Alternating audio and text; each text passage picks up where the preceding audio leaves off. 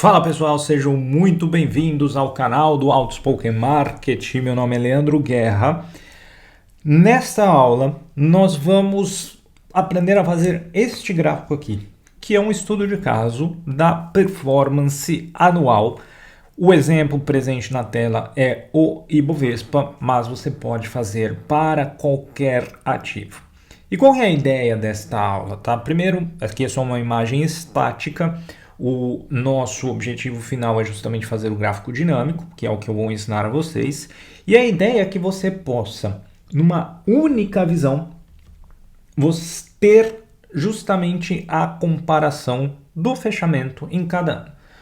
Como nós temos, obviamente, uma variação do preço que pode ser muito abrupta, para cima ou para baixo ao longo dos anos, a gente normaliza o início da base na base 100 e aí temos a evolução ao longo dos meses do ano. Então, como todos os anos iniciam na base 100, ou seja, a primeira cotação lá de janeiro daquele ano recebe o valor 100, depois significa que, por exemplo, se eu pegar esse ano aqui em linha preta da 2016, a gente tem um pouco menos de 140, significa que aquele ano eu tive quase 40% de rentabilidade no Ibovespa.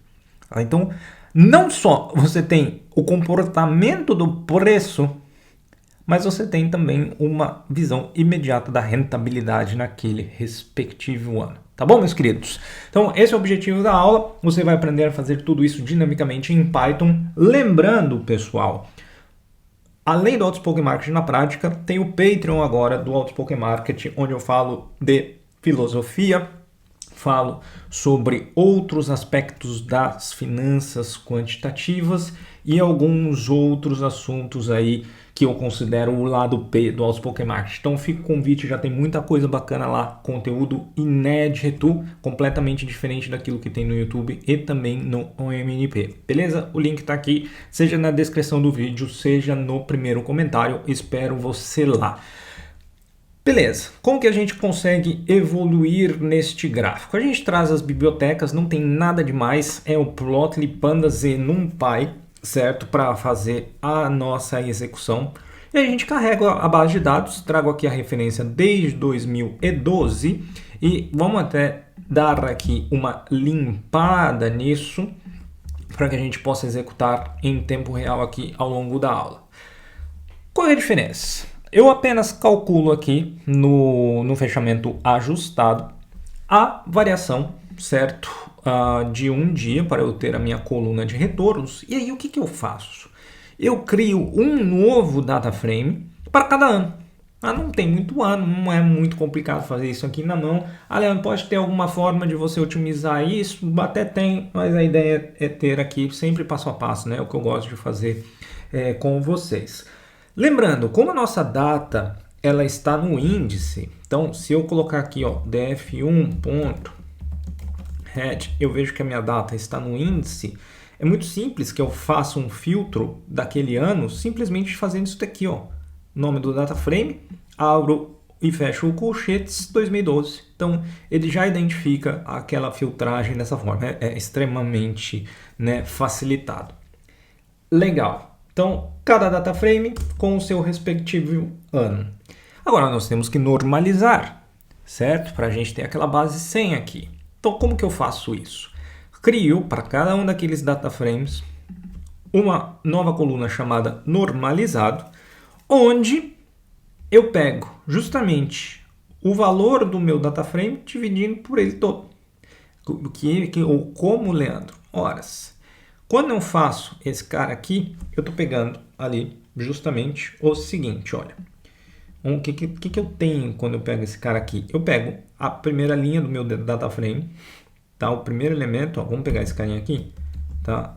E aí você vê individualmente. Eu sempre falo, tá, pessoal? Quando você vê um código e você bate o olho, você não entende muito bem aquilo que foi feito, tá? Calcula, né? Então, quando eu pego isso daqui, eu estou pegando a primeira linha, a linha 0, todas as colunas. E eu divido aquele valor, tá, no próprio data frame inteiro. Porque ele é a base, é o primeiro de tudo.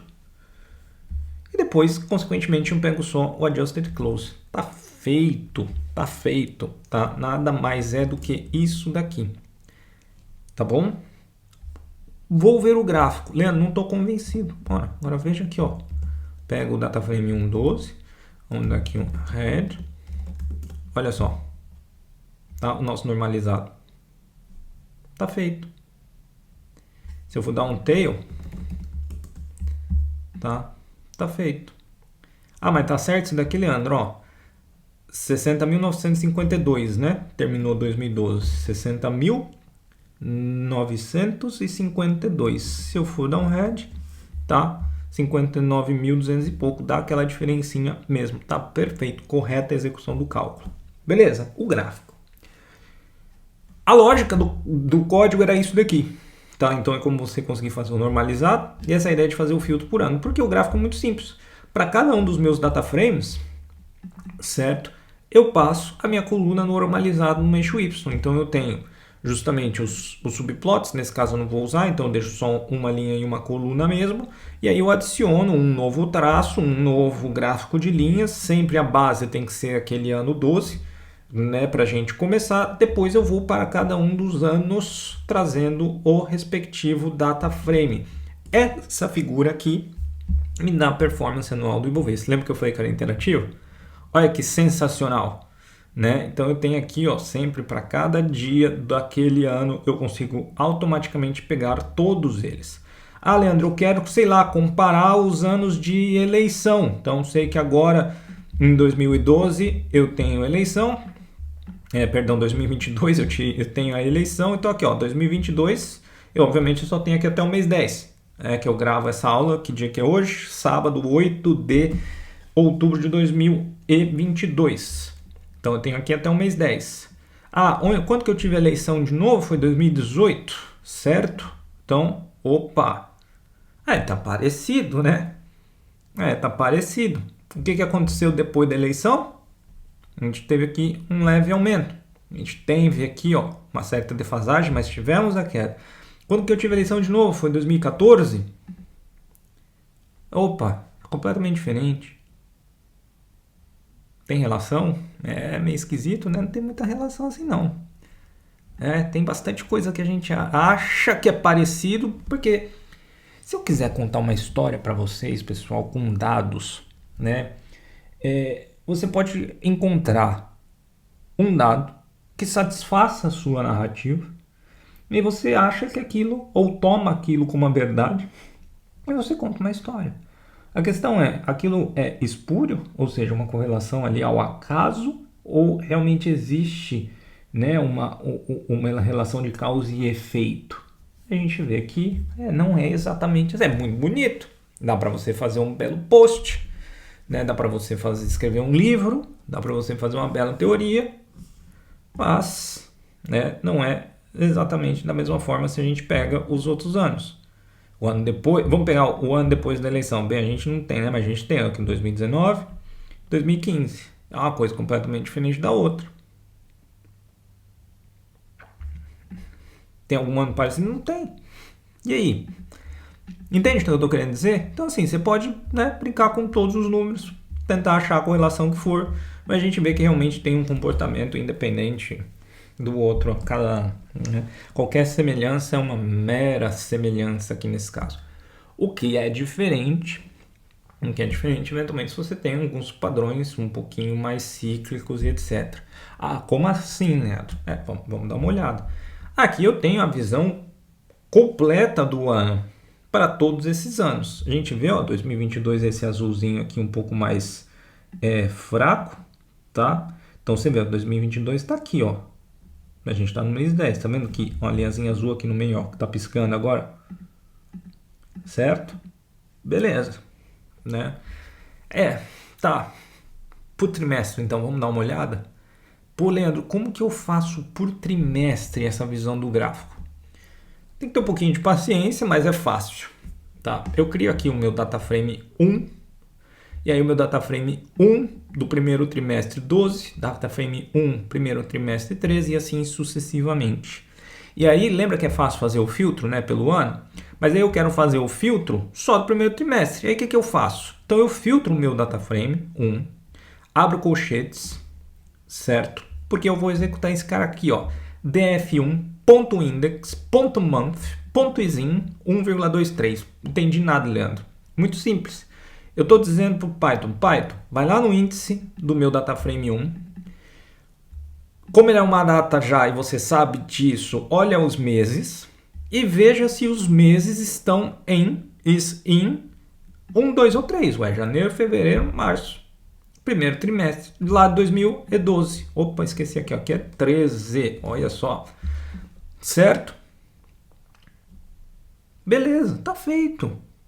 E aí você vai fazer isso para o 1T, para o primeiro trimestre, para o segundo trimestre, terceiro e quarto trimestre, respectivamente. Tá? Então vamos ver como é que fica o primeiro trimestre. Ah, Leandro, mas e a normalização?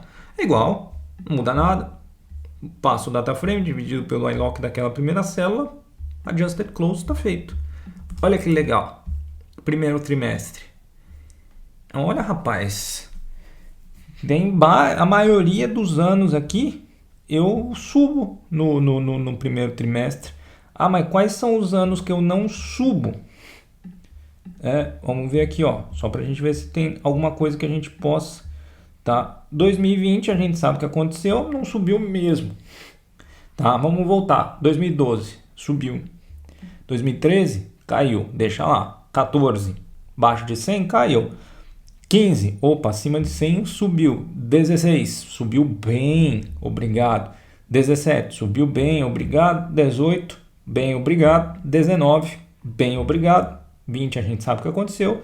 E o 21 também caiu um pouco. Ou seja, 2013, 2014, 20 e 21 eu tive justamente quedas no Ibov para o primeiro trimestre. Todos os nossos outros anos eu tenho justamente uma grande, teve um primeiro belo drawdown ali, né, em 2016, mas depois ele se recuperou bem, mas fechou o primeiro trimestre bem positivo, né, no caso de 2016. É muito bacana. Depois você vai para o segundo trimestre, tá? Deixa eu consertar isso aqui. Para o segundo trimestre, 4, 5, 6, então, no Easy, vamos rodar, certo? Feita a conversa, aqui tudo certinho. Olha aqui, ó. 2020 teve, né, um segundo trimestre de recuperação, então o real se destoa. Mas se eu tirar esse outlier que é 2020, olha, a gente tem o segundo trimestre meio morto comparado ao primeiro. Ou até bem negativo, como a gente teve aqui, ó, os anos negativos, ó, 13, 12, 18 e 22. Tá? Ao invés de você também ficar clicando um por um, você pode posicionar o rollover aqui, ó, no último período. Tá? Você pode até deslocar o gráfico um pouquinho e ver justamente onde que esses caras terminam. Então 2021 terminou com 10% de valorização no segundo trimestre. Ah, Leandro, porque eu comecei o segundo, eu não sei se você reparou, mas eu começo no 100 também, todos. Todos os anos começo no 100. Então sim, é fácil você fazer a comparação exatamente dessa forma aqui, ó. Tá? Então eu tive metade, posso dizer, aqui equilibrado. Ou seja, o segundo trimestre é meio xoxo, certo? Terceiro trimestre, vamos dar uma olhada então no terceiro trimestre. Olha só, tem alguns anos ali um pouco mais xoxo? Sim, 20, 21 e 2015. 23, como é que vai ser? Tá, o 22 ele foi muito bom também. Então se você pega só por essa análise, pode ser que seja, né, um melhor. E o quarto trimestre, para fechar a nossa análise, 2020 foi uma bomba, a gente sabe. E olha só que interessante. Por que você vê 2022 com um pontinho aqui? Porque a gente está em outubro ainda. Então eu não tenho o resto. Mas ele já começou aqui, ó. E aí? Dá para imaginar que 2022 vai ser igual a alguma coisa? Cara, não dá para imaginar nada, porque o quarto trimestre é extremamente bagunçado.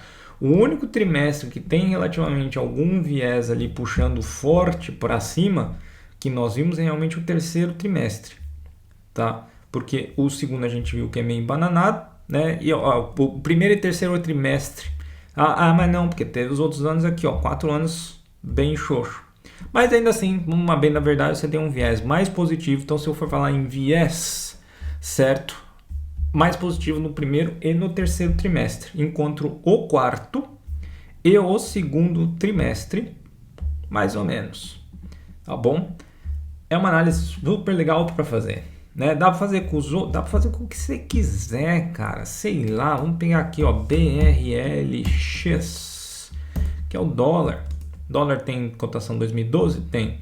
Então vamos olhar aqui, ó, dólar. Tá. Nosso amigo dólar. Aqui, ó, performance anual do dólar. Tivemos anos gritantes. Que anos gritantes são esses? Aqui, ó, 2020 e 2015. Tá, 2015 pós-eleição. Outro ano que foi pós-eleição, 2019, depende de quem foi eleito. Certo? Então você pega e fala, puta, tem muita diferença no dólar. Tem. Se eu for fazer o primeiro triplo dólar, morto, salvo 2020, 15 e 2021. O resto, praticamente no mesmo lugar. Segundo, tem um viés mais altista. Terceiro, tem um viés ligeiramente altista também. Tem um ano ali específico, 2015, certo? E o quarto trimestre extremamente flat, a gente pode dizer, na média. Tem umas variaçõezinhas, mas o viés é esse daí. Certo? Será que 2022 vai continuar para cá, nessa linha de baixo? Porque cair já caiu bastante. Né? E aí você pode brincar agora, meus queridos. Vocês podem brincar porque tem bastante coisa aqui para estudar. Põe o papel que você quiser, sei lá, põe aqui, ó, use em 5, SA, roda todo mundo aqui, já sai o resultado, tá? Terceiro trimestre, tem alguma sazonalidade porque é uma dependente de commodity, né? Ó, o segundo trimestre aqui bem ruinzinho. Primeiro, praticamente neutro, certo? E aí você acrescenta aquilo que você quiser. Não se esqueça também de me seguir no Instagram, tô lá, @leandroar. E tudo isso daqui está disponível para download no site do Altos Poké Market, também aqui no primeiro comentário. Beleza, meus queridos? Sempre um prazer. Se inscreva no canal, deixe o like e a gente se vê numa próxima aula. Tchau, tchau.